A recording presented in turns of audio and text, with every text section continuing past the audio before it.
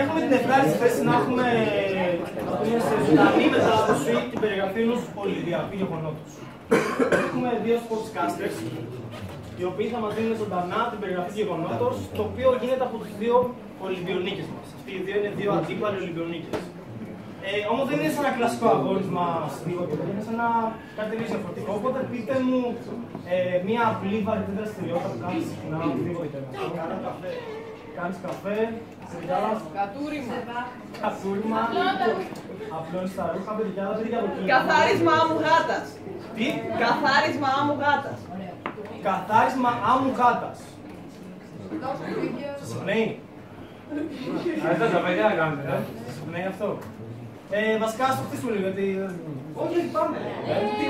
Ωραία. Θα δούμε το Ολυμπιακό αγώνισμα καθάρισμα άμμου γάτας. Ποιο είναι το θέμα τώρα? Ότι αυτό θα γίνει σε απίστευτα αργή κίνηση. Όποια κίνηση κάνουν θα είναι σε απίστευτα... Αν τις χρειαστείτε να τις παίρνετε για την στιγμή, θα είστε σε super slow motion εσείς, σας περιγράφετε κανονικά ό,τι βλέπετε. Οι δύο αλληλεπιδράτε με τους άλλους, ό,τι ακούτε το παίρνετε μπάλα και οι δυο σας, φυσικά. Οπότε πάμε να ξεκινήσουμε μόλις πέσουν και ανοίξουν τα πόδια.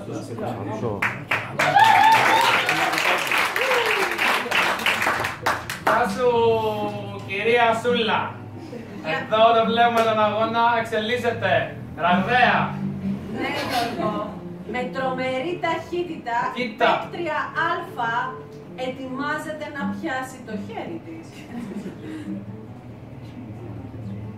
Ο παίκτης νούμερο Β κάνει μια διάταση την οποία απέφυγε την ώρα του ζεστάματος.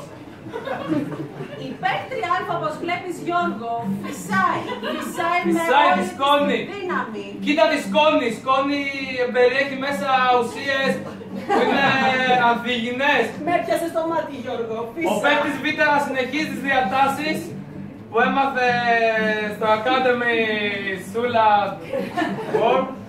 Η παίκτρια Α όμως φαίνεται επικίνδυνα να πλησιάζει. Κάτι πιάνει από τον τάφο. Πιάνει τη σκόνη! Τη σκόνη τη μαγική που ήπιε το αλή. Είναι έτοιμη να εκτοξεύσει. Ο παίκτης ετοιμάζεται να εκτοξεύσει σκόνη, Γιώργο. Και την Τη φερνάει προς λάθος κατεύθυνση. Τι κάνει ο παίκτης? Και στραβώθηκε, Γιώργο! Στραβώθηκε! Είναι άκρος ερασιτέχνης. Και του ρίχνει άλλη Μούτσα. σκόνη, η παίκτρια Α. Και λίγο μούτσα του ρίχνει. Του λέει πάρτα, δεν ξέρει να με νικήσει. Μόλις στραβώθηκε. Είναι ολοφάνερο ότι έχει γίνει στήσιμο του αγώνα και εμείς περιγράφουμε χωρίς λόγο. Η παίκτρια Α φαίνεται πως θα νικήσει τον αγώνα. Παρόλα αυτά ο Ανοίγει ένα φουρμάρ, Η παίκτρια Α, τι θα βγάλει από μέσα? δεν εγκαταλείπει. Φτιάχνει φραμπέ ο παίκτης Β. Έλληνας είναι ο παίκτης Β. Φτιάχνει τη φράπα για να αντιμετωπίσει τον παίκτη όπως ένας Έλλην μπορεί να κάνει μόνο. Και τράβηξε την πελώνα με την κλωστή η παίκτρια. Αλλά για να επιδράσετε κι άλλο οι δυο σας παίκτες εκεί. Θα του ράψει το χέρι. Ο παίκτης. Εδώ βλέπουμε την άλλη.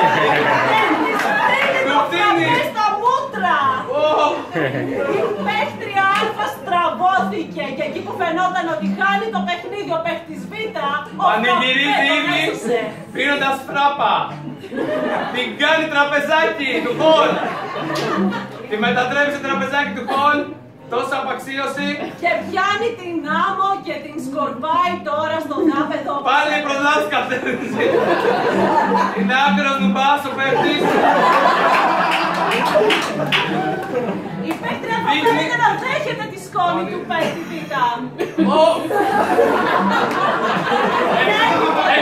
Έχει παραδεχτεί τη θέση της. Έχει παραδεχτεί την ήττα της, την έχει παντελώς σχεσμένη ο παίκτης Β. Σκορπάει σκόνη και προς άλλες κατευθύνσεις.